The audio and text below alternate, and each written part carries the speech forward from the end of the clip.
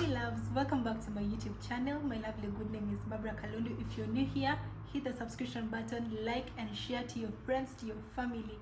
You guys, first and foremost, I just want to appreciate anyone who has liked my former video, anyone who has commented, anyone who has, anything that you have done to my video. I really appreciate anyone who has subscribed. Thank you.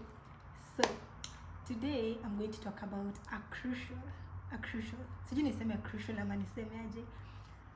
It's a topic I've not heard a lot of people talk about, and I felt right to address it. I'll try so hard not to be emotional. So I have been a victim of it, and I'm going to talk about how I underwent depression. How I underwent depression and how I was able to curb the situation. So it all started in 2019. That was like in November, December, around there. And it was when my dad started being sick. And for those who know how it feels so bad seeing maybe your sibling, your parent, wakiwa wagonjwa for the first time. Because my dad, it was just the normal sickness. Ile tu wako na headache, kesho maybe ni stomachache. This was just simple sickness. So on November, December 2019, that's when he started becoming now sick. And my dad, sijui niseme ni wale wa kitambo, si wale wa kitambo because he wasn't that old, but he had the belief of, just getting sick is not something that maybe you need to go to the hospital. And angekwambia, let me just drink water, I'll be fine, And that taught everyone. It taught my family that never take any sickness for granted, you see. So my dad was like, I'll be fine. So in January, that's when he started now becoming more sick. Like, hey, it was, and mind you, in November, December, he wasn't in Kenya, he was in Cameroon, you see. So when he came back to Kenya, that was in January, now he was becoming worse, and it was hitting me so bad, because I've never seen my dad so sick like that. So the first time I saw him cry, let me first start with the first time I saw him cry, it was tulikuwa tumepeleka brother wangu shule. My brother was in a boarding school, so when we were coming back there was a jam, like this in Thika Road there was a jam, and then he was driving, and it was just me and him in the car. So he started crying, and he was like, his head is paining. He was speaking French, so I'm not even understanding. From the fact that I'm not even understanding, it made me feel bad, because what are you saying? Can you try and speak English? Nilikuwa natetemeka nikilia. So I'm taking my phone, I'm calling my mom the first time. My mom is not even picking the phone, you see. I'm calling her the second time, she picked the phone. When she picked the phone, it was hard for me to speak. I was like, the way you can be crying and it's hard to even speak. So I'm talking to my mom, and my mom is like, hello. So, sorry, I'm talking faster because I don't want to lengthen the video. So I call her the third time, then she picks again. She's like, Barbara, what's wrong? Ni nini mbaya? So I'm like, Mom, Dad is not feeling well. There's jam. It's not even moving. He's crying. And I'm also there crying. So my mom is like, Barbara, don't worry. You know how mothers can be. They can give you that comfort. Don't worry. Don't worry. Jam itaanza kusonga. The jam will start moving. So, direct translation. So we reach home. Then my mom gives Dad some medicine and milk. Yeah. So that's for the first time ever I've ever seen my dad cry. That was the first time. So through all this process, you guys, I'm in school, I'm in high school, and I'm like, I have exams and I still have my sick dad. So it was really hard to balance the two, It was really hard to balance the two, you guys. And we used to visit my dad like most of the time in the hospital. He was in South Sea by then. So we used to visit him so many times in the hospital, and it was so hard, you guys. So anytime we visited him in the hospital, I used to carry, when you visit a sick person in the hospital, how you can carry roses, you can carry food, you can carry just to comfort the person in the hospital. So like I said, I'm so emotional. So anytime I went to visit Dad, I used to cry a lot. I used to have my siblings, yes, my siblings, them they were, hardcore, but for me, it was hard to see my dad in bed, And then, people who have cancer, how they look, they become slender, the eyes become yellow. I think it's a sickness called yeah, so that's how he looked. And it was crushing me because my dad was well built, Now seeing your dad looking like that, it hits you so bad because you're like, hey, what is happening? Like reality, you just feel like your dad is going slowly, you know. So there's now this particular day, we were at home. So because I'm trying to shorten the story, we were at home. Then our chauffeur came. He came so fast. My mom called me and was like, Barbara, you guys don't dress up. Just the chauffeur is coming. You'll be picked and you're coming to the hospital. And I'm like, okay. You know, right now you're not even thinking. You're just like, where's my socks? Where's my shoes? So we left. The chauffeur came, then we left. He was driving so madly. Hey, alikuwa anafanya hivi kwa magari. So we reached the hospital. When we reached the hospital, we found dad on the bed, of course, but he was not speaking at all. You know, he wasn't saying any word. Anytime we visited him, at least he had the courage to speak. You know, he was like, oh, because he used to encourage us. And then, you know, when he used to encourage us, we just felt like, Dad, just say you're going. You know, I don't know if there's a way when people want to die, mostly when they're sick, I don't know if they always feel the process of, you know, they're going to die. So he used to tell us, now as kids, now with my siblings, you guys should stay strong, you guys should, you know, never leave each other, you guys should protect each other, you guys should be prayerful, you know. So on this particular day, when we went, he wasn't speaking, he wasn't saying a word. So then I hold Dad's hand. I remember he held my hand. Then my dad really loved my brother, my small brother, so he put my brother on his chest. Then I was holding my sister was my other two sisters, then, you know, so it was just like a circle. So we just, yes, I could see, you know, see amefunga macho, his eyes were open, he's holding us. And then now tears were just dropping. Now everyone was crying, you know, everyone just started becoming emotional because your dad is not standing up, your dad is not even speaking to you, your dad's eyes are yellow, you guys, you know, it's yellow. So, and most of my cousins were there now, and my uncles and my aunties, my mom, my stepmother, everyone was there. So for a moment, my mom called us and she was like, you guys, imagine through all this process, we weren't told what was happening with dad. Anytime we were asking my mom, what's wrong with dad? You know, my mom wouldn't tell us the exact thing, like, your dad has cancer.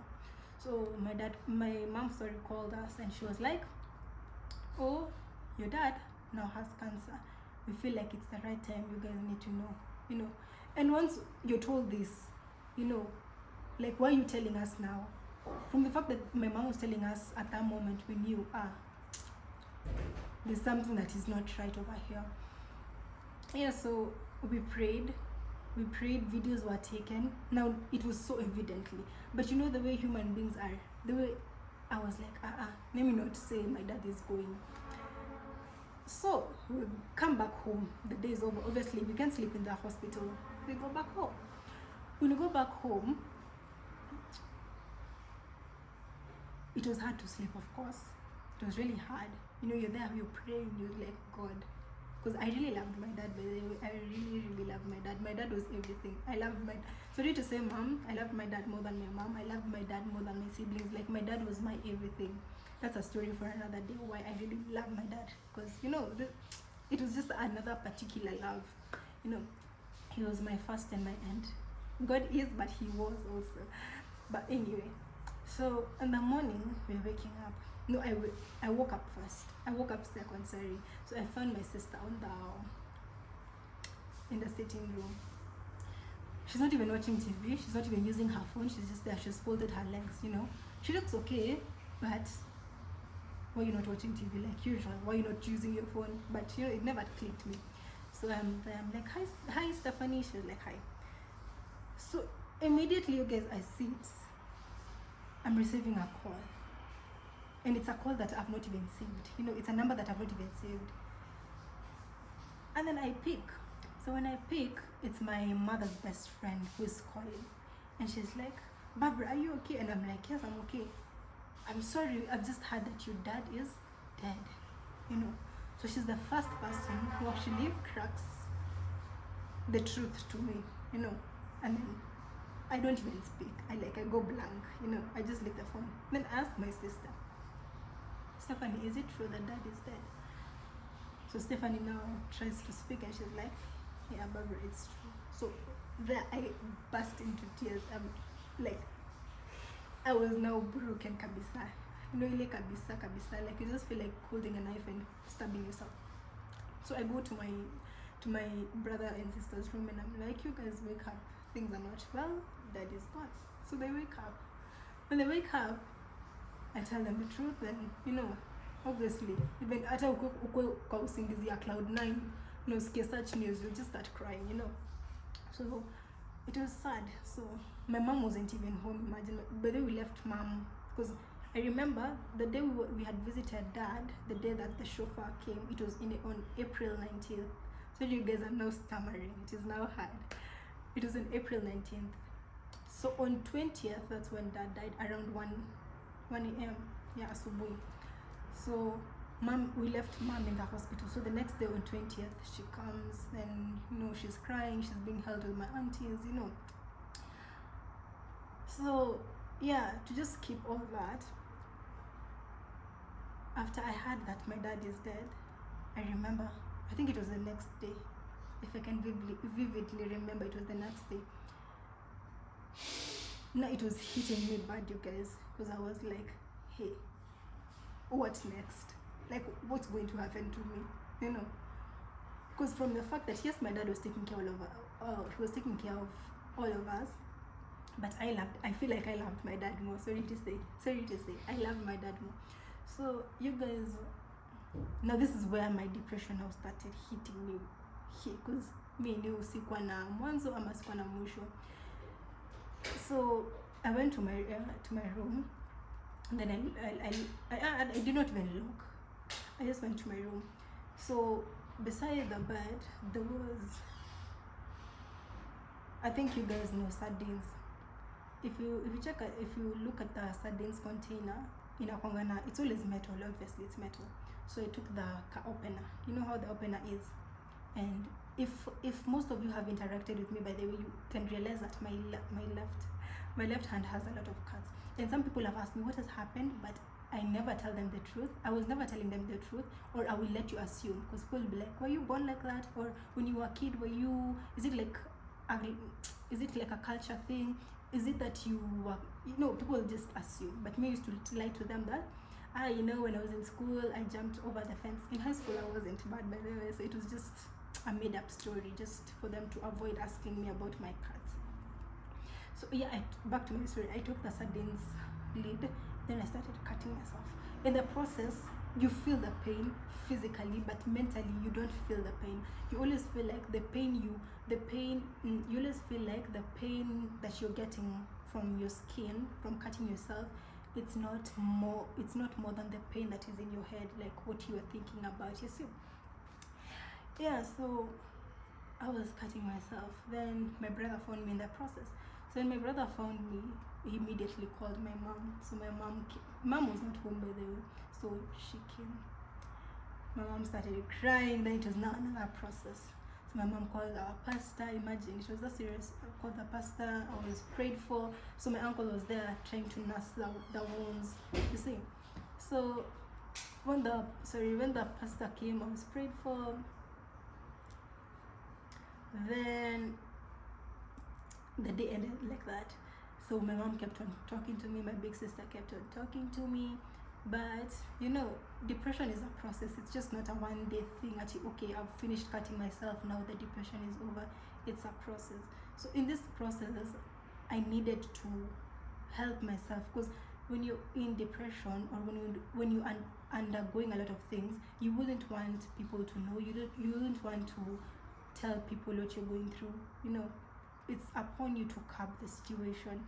So for me, I used to pray a lot. I won't lie, I used to pray a lot. I used to talk to my mom. I used to talk to my siblings, so I used to engage myself with a lot of things, and slowly by slowly, because by the way, people say, and mind you, through all this depression, I was getting dreams, and people say if you dream with someone who's dead, it's a sign. Maybe you guys tell me, comment, is it a sign when you dream with someone who's dead.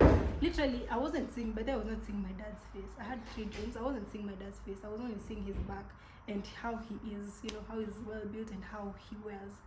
There's a way if even your dad can stand over here and he's looking the other side, you'll know, this is my dad. So I wasn't seeing his face. Oh yeah, so I was having dreams, you guys, and it was really hard, but I had to engage myself. I love swimming. I was going for swimming. I was going for dancing. I was going for, it was just a way of, because when you idle, you'll definitely think about it. But when you engage yourself in activities or engage yourself in something that you love, there's a way, slowly by slowly, you'll be okay. People have lost parents, people have lost siblings, but it's upon you to know how to curb the situation, you see. So that's how I curbed my situation. And yeah, my friends have asked me, my family members have asked, what's wrong with your hand? I always lie to them, but this is the truth. Yeah, it's depression that made me do what I did. And I wouldn't advocate for someone to actually cut themselves, because even people check the cuts and they're like, Barbara, how can you be stupid enough to do that? When you're doing it, you don't even feel like you're smart or stupid. You're just there cutting yourself. People cut their hands, people cut their thighs, people cut their chest, people cut a lot of places, Yeah, so I do not advocate for anyone to cut yourself. It's not right, because these are marks that are going to stay with me permanently. I am going to remember these marks even when I'm 90 years. I'm going to still have them. My kids are still going to ask me, and imagine. So you guys, when you are under depression, or not even depression, when you're stressed out, you're feeling like things are not going the right way, people do things differently. You might talk to your friend, you might engage yourself in activities, you might talk to God, because God is actually the final say. God will protect you. God will tell you what to do. God will give you people to talk to you. You see, so God is the amen. God is the final person. Not person, but you know what I mean. Yeah, so basically that's how I curbed my depression, and that's how I lost the most vulnerable person that I loved. Yeah, so I've not heard a lot of people talk about depression. I've not heard a lot of people talk about losing, their loved ones. But it's been now 3 years? Yeah, 3 years. My dad died in 2020. Before that, you can imagine, guys, in this depression process, I'm asking my mom, sorry, I even forgot this part. I'm asking my mom, how is dad going to be buried? And my mom is like, he has to go back to his country, Cameroon. So I'm like, you guys, you remember 2020? It was Corona period, you guys. Flights are not coming in or out of the country. And I'm like, you guys, it was my dad's wish to be buried in his country, of course, next to his mother's grave. But again, can 1 + 1 be 2? I was not understanding how you guys are going to take dad. Let him just be buried here. The like a percentage of his family are here. So my mom was like, someone's dead wish has to be granted. So I'm like, fine. So me in my mind, I know all of us, we are going to bury dad. Hakuna mtu anaachwa. So my mom is like, dad has to go with a cargo. His body, has to go with a cargo. And I'm like, okay. Me bado najua we are going to Cameroon to bury my dad. So his body goes and days are moving. I'm asking my mom, are we not going to Cameroon? And there's a family problem. You guys, there's a family problem. That's why we never even had a chance to go. And that was now the most painful part. Imagine your dad has died or your mom has died, and he goes to his country to be buried, yet you don't go with him. Okay, the body. You don't attend the burial. So that hit me so bad. I'm like, you guys, this is my dad. Okay, this is our dad. And you guys don't feel bad that we actually are not there for the burial. So pictures were sent, videos were sent, pictures were sent to us, and yeah, during the depression period, everything was happening, and I felt like, you guys, I felt like killing myself. I felt like taking a knife and ending my life, you know. But again, it's never the best option. Mostly killing yourself, it's never the best option. I'm not saying cutting yourself is part of the best option, but it's not. You guys, if you undergo depression, and depression can come in many ways. People are going, maybe you're going to lose a loved one, or maybe people are going to body shame you, or people will say you're ugly. It comes with a lot of process, or a lot of, you know,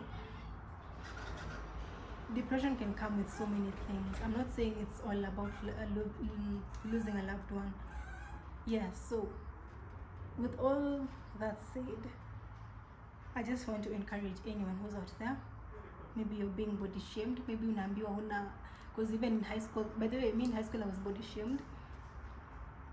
Not in the bad way, because there's a way, maybe I'm well structured, I have a small waist, but I was body shamed at AIC. I don't have boobs, you know.